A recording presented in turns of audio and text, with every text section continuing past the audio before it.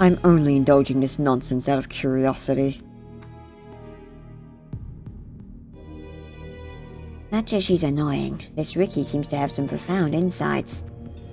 Perhaps that complete lack of order is able to free her from the usual trappings we all come to accept growing up, but I find her both mystifying and irresistible. God, is this me having my cocoa arc? Fuck! This cat is beginning to piss me off. To say I'm about to make a mockery of the church is to say it hasn't been a mockery always. At best a control device, at worst an engine to legalize sodomy and scam people out of their money through fate of a fact. Sorry, dear saints and sinners.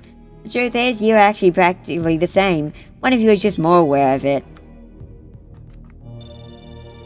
You feel like you're about to witness the sacrilegious destruction of some kind of religion. Watch this blasphemy. Psst, Sacred Blue, what is all this? Apparently this cat thinks to manifest her counterpart here. She seems to think denouncing the values of this church by throwing a full succession of faith will do the trick.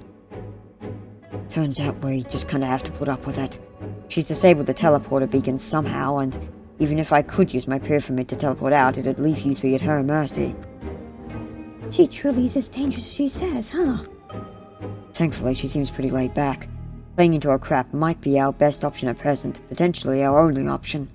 I doubt even Svalli could stand against her. Alright, lemmings, that's quite enough gossiping amongst yourselves. It's time for the sermon.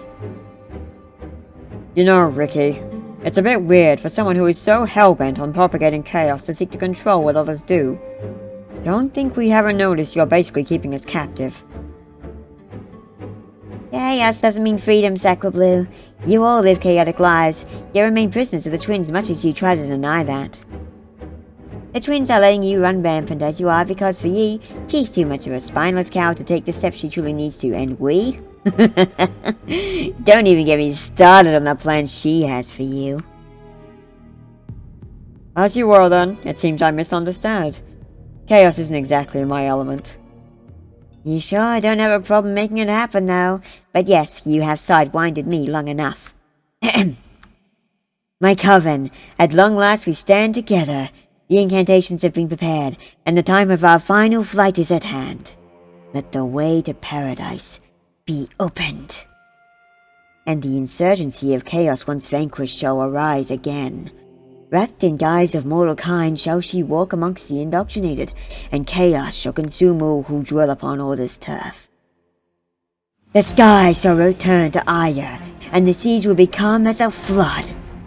The sheep shall fall before the uninhibited, and all creation shall tremble before the chaotic standard of pandemonium. A Lameo. Was that supposed to be like a mockery of Amen, or...? Rykki, I think you got her attention.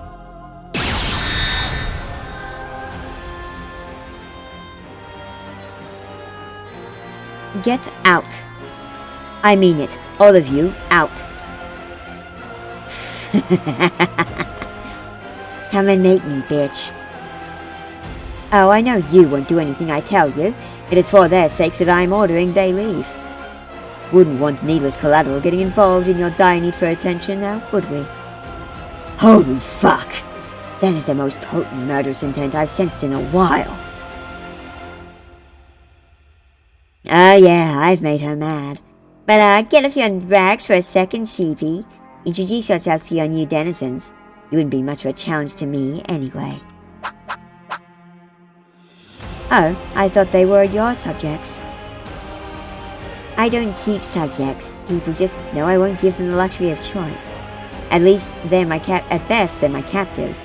I'm not the one who has a church in my honor. I can't tell which of you is more silly. Are you sure you aren't just both idiots playing at being something greater? Well, she certainly has your energy, Rykki. Yeah, she's got your purity, though. You gonna introduce yourself, or what? So direct. Nice to meet someone who isn't so inundated with riddles and ridiculousness. Yes, I suppose you are owed at least that much. I am Porrum, the lost lamb of Eden. I am a remnant of the world before the Great Divide. An event you might know is when Satanifa's divinity was fractured. About that, your energy is similar to that of the archangels we've encountered and subsequently destroyed. Any reason for that? Might be because I'm one of the only archangels who still possesses their original body. The ones you've encountered are shades who were destroyed already during that fracture. Most of the Grand Archdemons share in that same fate. I represent one of the heavenly virtues, gratitude to be precise, though I am also the embodiment of order, as Rykki has doubtlessly clued you in on already. That doesn't sound like one of the 7 heavenly virtues, unless it's another word for... Ah, there's actually 8 of each. It appears he has been particularly obfuscative about the origins of entitlement and, by extension, that which serves to oppose it. Have you heard the name Astaroth? I have heard the name. I've never met her in any capacity, however. If you haven't met her, I wouldn't say that's really a bad thing. She is a demon who makes your comrade Asperia look relatively saintly. Most would know her as the Demon Lord.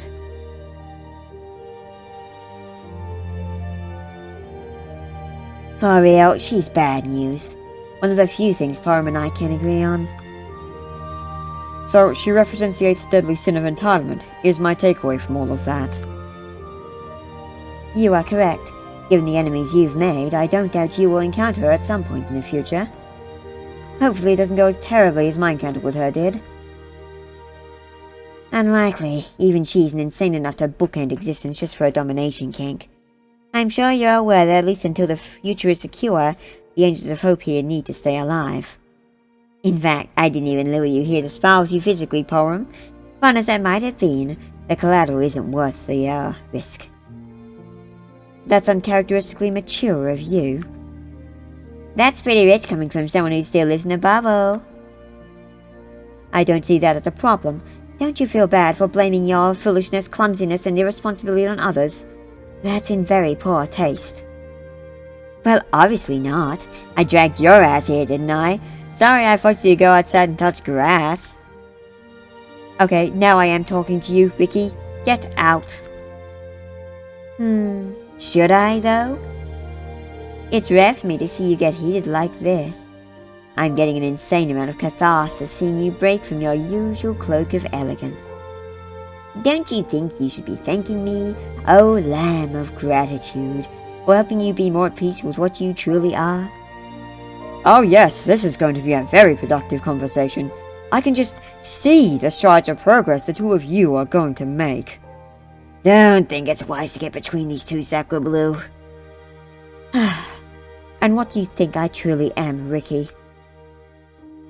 A doormat, completely subservient to the whims of your cute of cowardly ideals. You live in fear, and this whole order thing you're doing is just cope. You are fake, just like your dopey disciples. Order is fake, it means nothing. You mean nothing. Now you're just flailing, Rykki. I'm sure I might actually feel like I mean nothing if you hadn't gone to such an effort to get my attention. I truly wish I could forget you exist, but you don't seem intent to let me. Well, pissing you off gives me life.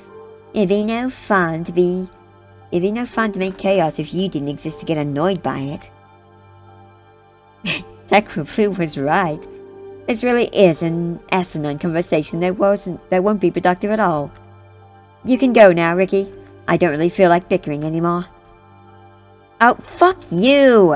It was just getting good, too. Well, I guess there's no point trying to draw blood from a stone.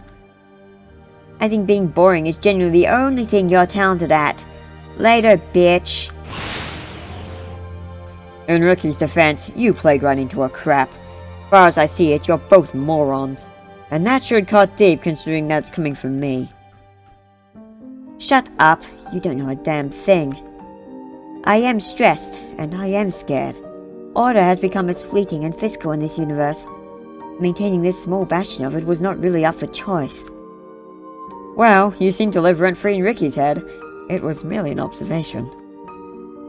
It's unfortunately not an incorrect one. We are both incredibly flawed individuals. For instance, I'm trying to maintain a semblance of order in a universe that has become rife with chaos. Which, by the way, thank you so much for making that task about 50 times harder. What were you even thinking? You really want a justification that I can't give. No, I don't. It would be nice if you were even a little sorry, though. Well, I'm not sorry. I am not at all about to be apologetic for what I did, or the motivation that got me there. If I was able to go back to that time knowing what I do now, I'd do nothing different. That is my conviction. I stand to the longevity of all, and I believe in their ability to be good. To discard that which we gods deem flawed, while being so flawed ourselves, stands to reason that none are worthy of godhood. We aren't better than them, and we have no right to look down on anybody else. That's actually incredibly profound. Still, it'd be nice if keeping order was a bit less of a headache. I won't ask for you to apologize anymore, though. Knowing your motive makes it a lot easier to see why you did as you did. Little wonder Rykki held you captive. When one embraces a particular element, we often forget how novel it is to see what lies in the divide between. I'm sure you've noticed embodiments have a habit of thinking in absolutes. Even Jali isn't fully evil. She wouldn't have any companions if she were, yet she has at least 4 of them. Anyway, now that Rykki has buggered off, things should be more stable here. If you'd like to know more of this place, feel free to come speak to me upstairs. We just may. You and Rykki both have a very intriguing mindset.